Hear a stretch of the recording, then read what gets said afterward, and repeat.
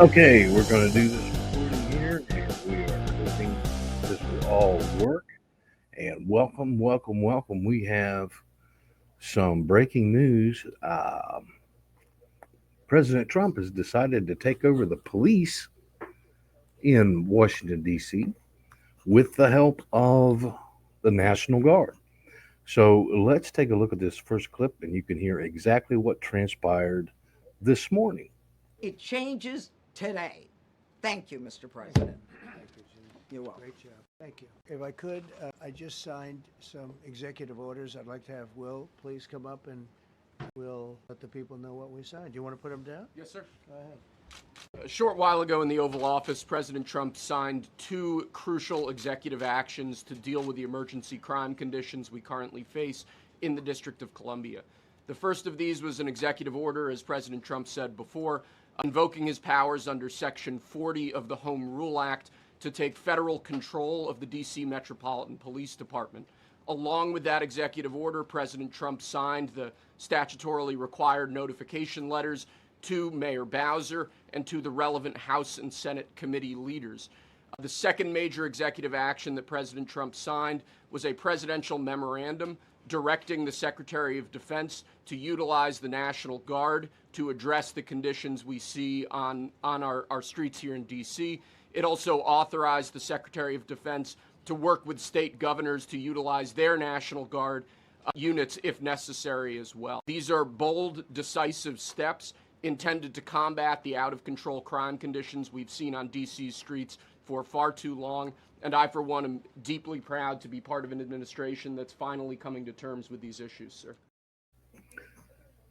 So in this clip, it raises two questions, and I'm going to leave a link to the entire press conference in the description. First, the Metropolitan DC Police has 3,500 officers currently on the street. And so the Trump administration is federalizing that. So those officers will still remain on the street, but they will be directed by a fellow that's coming up here in a second and in a separate clip. Um, the addition of National Guard um, and possibly military, we may see that ramp up. Um, but then that flashes images in a lot of people's minds to all the chaos in LA um, when the National Guard was deployed, and especially when those Marines were deployed.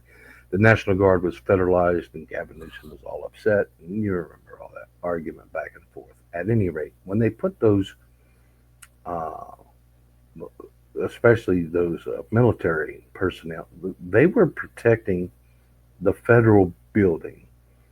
If you remember the videos that we did, coverage that we did live, those were for one building, okay? One building. And it created national news, it created chaos in a small portion of the city. LA is very large.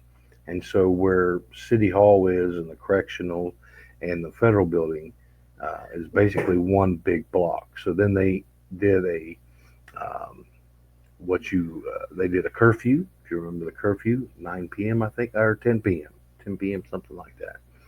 So they initiated a curfew, and many news outlets reported it was for the entire city, but it was actually for just four blocks. So that created a whole lot of protest and a lot of civil unrest, we'll call it.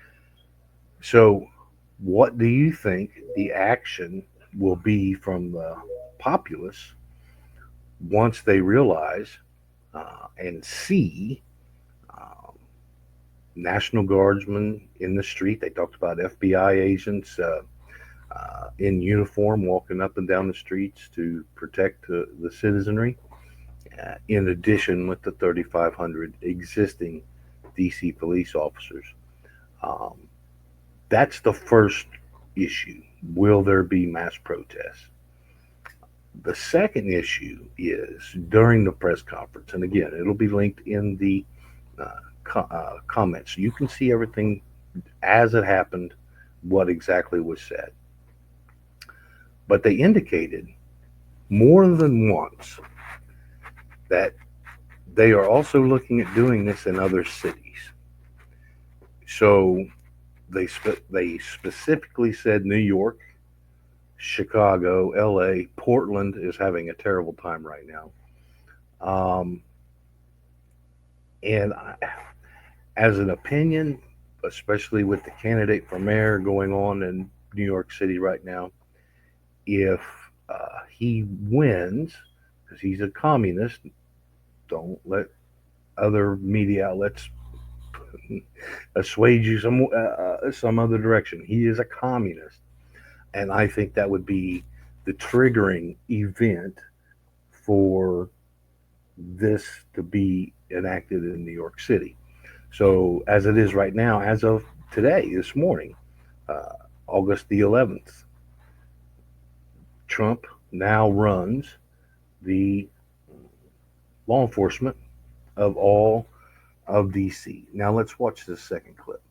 I've got two questions for you. First, about DC. This is personal for me as well. Last year, I was robbed on the streets by one of these teenage thugs. Had a gun, got away with it. Let's talk about the effort that between law enforcement, prosecutors, and judges, because it's a recycling belt. Like, these kids go, they don't fear the police. They know it. If you talk about how we've got to get these judges and put these kids behind bars, adult crimes deserve adult penalties.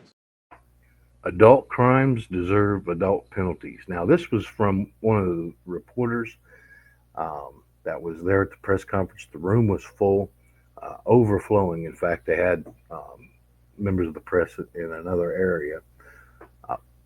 But this reporter, many of them live in D.C., so they have to, deal with that. And this is one reporter telling his story. And so that's, one other voice that's saying, basically promoting the idea that this is a good idea. I want to know your thoughts. What do you think? Will this, first of all, in DC, will this work? Will this cause mass protest? And then the second question I want you to weigh in on, if not if we think it's working, if they think it's working, are we going to see nationalized police, probably in New York City first because of that election, and also Portland, Oregon, because they'll have less fights from Governor Newsom, because he has nothing to do, that's Governor of California. So, in my opinion, if it works, or they believe that it works, they'll go to New York first, then Portland, or maybe Portland because it's a little softer target, if you will, because we're talking about a military exercise here. Portland first, and then New York.